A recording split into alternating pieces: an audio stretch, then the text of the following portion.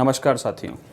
पिछले कुछ दिनों से हमारे समाचार पत्रों में अफ़गानिस्तान की अव्यवस्थाओं, वहाँ से अमेरिकी सेना की वापसी और अफ़गानिस्तान पे तालिबान के कब्जे की खबरें आ रही हैं। साथियों, आखिर अफ़गानिस्तान में ये अव्यवस्थाएं क्यों हुई या क्यों हो रही हैं? आखिर तालिबान का जन्म कहाँ से हुआ? आखिर अमेरिका सैनिक अफ़गानिस्तान में कब से डटे हुए थे? आज की इस वीडियो में हम जानेंगे इन सभी सवालों के बारे में, तो कृपया अंत तक बने रहें। प्राचीन काल की बात करें तो अफ़गानिस्तान कभी भारत के 16 महाजनपदों में से एक गांधार हुआ करता था, जो वर्तमान में कंधार के रूप में। इसके बाद यहाँ फ़ारस के हकमनी शासकों ने शासन किया।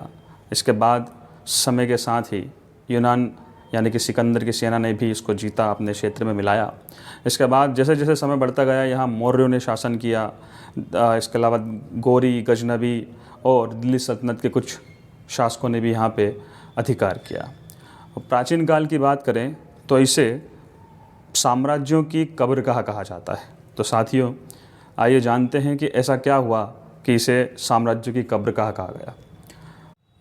इसकी राजधानी काबुल है और यहाँ की जो मुख्य आबादी है 42% वह पश्तून आबादी है, यानी कि पठान आबादी है। इसके अलावा यहाँ अन्य लोगों में ताजिक, उज़्बेक, हजारा ये भी शामिल है। साथियों, यहाँ पे जो मुख्य भाषा है वो पश्तो है, जो कि पश्तूनों के द्वारा बोली जाती है। अगर बात करें कि समय के साथ अपने समय के जो भी बड़े बड़े साम्राज्य हुए, उन्होंने यहाँ मुँह खाई है। शुरुआत की अगर मैं बात करूं तो सबसे पहले बारी आती है ब्रिटेन की, जिसके समय पे ऐसा कहा जाता था कि ब्रिटेन के समय पे पूरी पृथ्वी पे, धरती पे सूर्यास्त नहीं होता था। दोस्तों, ब्रिटेन ने 1839 से लेके 1919 तक अफ़गानिस्तान से 3 बार लड़ाइयाँ लड़ी, 3 बार युद्ध लड़े। दूसरी लड़ाई में छोटी सी मिली हुई जीत को अगर छोड़ दिया जाए तो बाकी के युद्धों में ब्रिटेन को बुरी तरीके से मुँह की खानी पड़ी थी। साथियों, सबसे पहला जो युद्ध हुआ था 1839 में, वहाँ ब्रिटेन ने काबुल पे अधिकार तो कर लिया था, मगर काबुल पे अधिकार के बाद अपने एक अमीर को, एक अपने व्यक्ति को इन्होंने अमीर बना भी दिया वहाँ का। मगर इसके बाद वहाँ पे 1842 में 4500 ब्रिटेनी सैनिकों को मार दिया गया था। और सबसे बड़ी बात, ये जो नरसंहार था, इसमें वहाँ के नागरिकों ने, लगभग 12,000 नागरिकों ने, जिन्होंने ब्रिटेनी सेना का समर्थन किया था, उन्हें भी मौत के घाट उतार दिया गया था। जब ये इतना भीषण नरसंहार हुआ तो ब्रिटेन की रूह तक काँप गई थी। साथियों, ब्रिटेन के अफ़गानिस्तान पे आक्रमण करने का सीधा सा कारण था भारत। ये वो समय था जब भारत ब्रिटेन का गुलाम था। इस समय पे अगर बात की जाए तो सोवियत संघ अपनी ताकत को बढ़ाने में, अपने साम्राज्य का विस्तार करने में लगा हुआ था और उसकी निगाहें भी कहीं ना कहीं अफ़गानिस्तान पे थी। ब्रिटेन को यह शक था कि कहीं अफ़गानिस्तान पे अधिकार करने के बाद सोवियत संघ अगर भारत की तरफ नज़रें करता है, भारत को अगर जीतने की कोशिश करता है, तो यहाँ पे लड़ाई होना लाजमी है। ब्रिटेन ने इसके तहत एक नीति अपनाई कि क्यों ना अपन ही पहले अफ़गानिस्तान पे अधिकार कर लें, और इसके तहत ब्रिटेन ने पहला युद्ध किया। दूसरा युद्ध 1878 में शुरू किया, 1880 तक जो चला। इस युद्ध में भी ब्रिटेन को कहीं ना कहीं जीत मिली।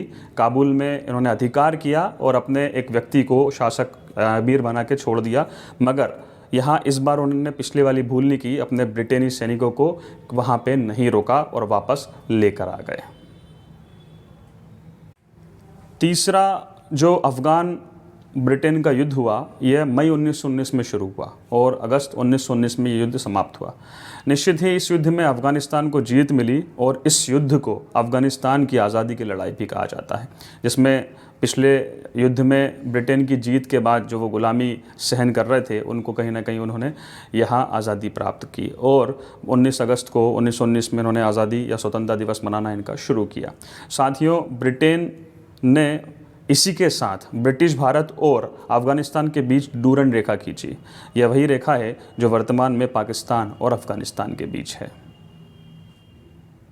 अफ़गानिस्तान की आज़ादी के बाद अफ़गानिस्तान ने आगे बढ़ने की ओर काम किया और इसके तहत यूरोप के देशों जैसे अफ़गानिस्तान में भी विकास हुआ। विशेषकर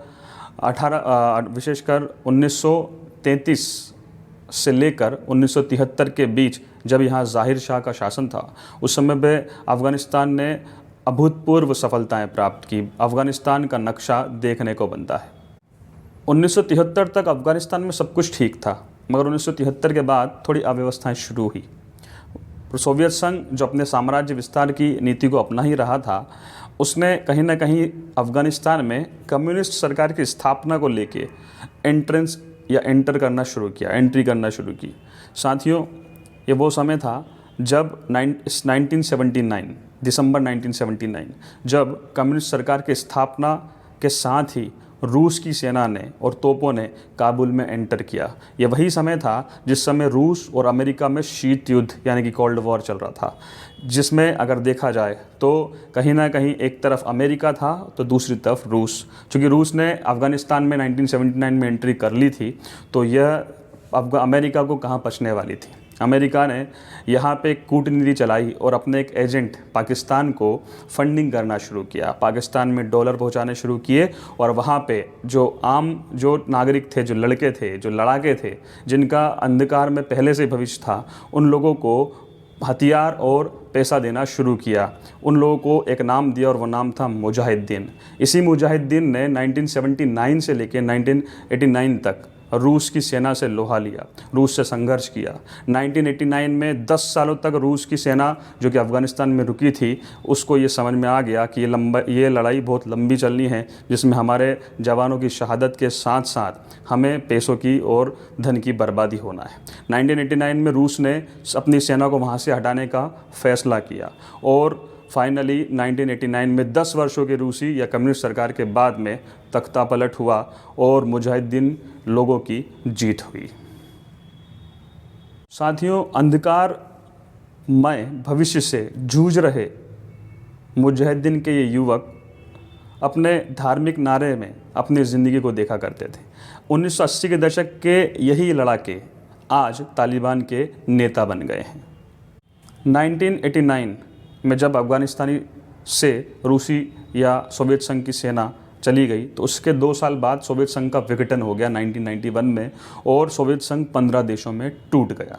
साथियों, वहीं अफ़गानिस्तान में अगर बात करें तो अलग अलग कबीले के रूप में अव्यवस्थाएं चलती गई और यह पूरे के पूरे कबीले और ये लड़ाके तालिबान के रूप में, तालिबान की शक्ल में 1996 में पुनः अस्तित्व में आए।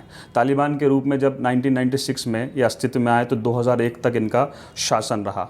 मगर क्या हुआ कि 2001 में 11 सितंबर को दिन वर्ल्ड ट्रेड सेंटर न्यूयॉर्क में एक हवाई जहाज़ के टकराने से 4000 अमेरिकी लोगों की मौत हो गई। जॉर्ज बुश जो उस समय पे अमेरिकी राष्ट्रपति थे, उन्होंने इस हमले का जिम्मेदार तालिबानी आतंकी मुल्ला उमर और अलकायदा के सरगना ओसामा बिन लादेन को माना। साथियों, ये 1996 से 2001 का जो तालिबान सरकार का जो दौर था, इस समय पे तालिबान में शरिया कानून को लागू कर दिया गया, महिलाओं की शिक्षाओं पर रोक लगा दी गई, बुर्का जो प्रथा जो थी वो शुरू की गई और कुल मिला के महिलाएँ घरों में कैद हो गई। ये वो दौर था। परंतु 11 सितंबर को अमेरिका के न्यूयॉर्क में जो हमला हुआ वर्ल्ड ट्रेड सेंटर पे, उसके बाद इतिहास पलट गया। ये यहाँ पे भी तख्ता पलट हुआ। अमेरिका ने अपनी सेनाओं को नाटो के माध्यम से काबुल में प्रवेश करा दिया 2001 में और वहाँ तालिबान के जो लड़ाके थे उनको वहाँ से खदेड़ दिया गया और 2001 से लेके तो 2021 तक अभी तक अमेरिकी सेना 20 सालों तक अफ़गानिस्तान में टिकी रही। इस दौरान अफ़गानिस्तान में मोहम्मद करज़ई को राष्ट्रपति बना के और वहाँ पे एक अफ़गानिस्तानी सेना का गठन करके और एक नए अफ़गानिस्तान के निर्माण का अध्याय भी अमेरिका ने प्रारंभ कराया। अमेरिका ने अपने दुश्मनों आतंकी मुल्ला उमर और ओसामा बिन लादेन का खात्मा किया। साथ ही 2004 से 14 तक राष्ट्रपति के रूप में जो करज़ई का वहाँ शासनकाल रहा, इसमें महिलाओं को शिक्षाओं की पहल के साथ साथ और भी अन्य कई सुधार उन्होंने किए। 2014 से 16 के बीच अफ़गानिस्तान की सेना को ही अफ़गानिस्तान की सुरक्षा की जिम्मेदारी सौंपी गई और 2016 के बाद अमेरिकी सेनाओं की घर वापसी शुरू हुई। परंतु इसी बीच तालिबान और अफ़गानी सेना में युद्ध या जंगें या झड़पें शुरू हो गई। इसी बीच डोनाल्ड ट्रंप अमेरिकी राष्ट्रपति जो थे, उन्होंने तालिबान पर बमबारी शुरू करवा दी। कुछ समय बाद तालिबान और अमेरिका में एक डील हुई और इस डील के जस्ट बाद ही अगर देखा जाए तो अमेरिका ने अफ़गानिस्तान को छोड़ने की घोषणा कर दी। अब जब अमेरिका की सेनाएं अफ़गानिस्तान से पूरी तरीके से जा चुकी है तो तालिबान ने वहां पूरी तरीके से अपना कब्जा जमा लिया है और वो तालिबानी सरकार को वैश्विक पटल पे मान्यता दिलाने के प्रयास में लग गया है। इन 20 सालों में वहाँ 2.41 लाख मौतें हुई, जिसमें अमेरिका के 6,384 अमेरिकी जवान या सैनिक मारे गए। यहाँ अमेरिका ने लगभग 167 लाख करोड़ रुपए खर्च किए 20 सालों में। हाल ही में संयुक्त राष्ट्र सुरक्षा परिषद की भारत की अध्यक्षता में यहाँ एक प्रस्ताव पारित किया गया और जिसमें एक सबसे महत्वपूर्ण जो विषय था वो ये रखा गया कि अफ़गानिस्तान जहाँ अभी तालिबानी सरकार बन रही है वहाँ की धरती का प्रयोग किसी प्रकार की किसी भी देश के खिलाफ आतंकवादी गतिविधि में नहीं होना चाहिए। अब सुरक्षा परिषद के इस विषय पे लगभग 13 देशों ने अपनी सहमति प्रकट की। रूस और चीन की अगर बात करें तो वे इस बैठक से उन्होंने वॉकआउट किया, वो इस बैठक में शामिल नहीं हुए। तो साथियों, अफ़गानिस्तान में ब्रिटेन, रूस या अमेरिका, ये सभी साम्राज्य ने अपने अधिकार, अपना प्रभुत्व जमाने की कोशिश की और कहीं ना कहीं कुछ समय तक एक लंबी लड़ाई के, एक लंबी संघर्ष के बाद आखिर इन्हें घर वापस लौटना पड़ा। साथियों, अफ़गानिस्तान में वर्तमान में तालिबानी सरकार बना रही है। भारत सरकार एक अपना रुख, अभी रक्षा मंत्री ने, राजनाथ सिंह जी ने कहा था कि हम एक नई रणनीति पर विचार कर रहे हैं, अफ़गानिस्तान को लेके एक नई रणनीति तैयार कर रहे हैं, नए रूप में उसमें विचार कर रहे हैं। अब आगे देखते हैं अफ़गानिस्तान को लेके भारत का क्या रवैया रहता है। यदि आपको ये वीडियो पसंद आया हो तो ज़रूर इसको लाइक और सब्सक्राइब और शेयर ज़रूर करें। और यदि आपको आगे भी नए नए विषयों पर इस प्रकार के वीडियोस अगर चाहिए हो तो हमें कमेंट में ज़रूर बताएं। धन्यवाद।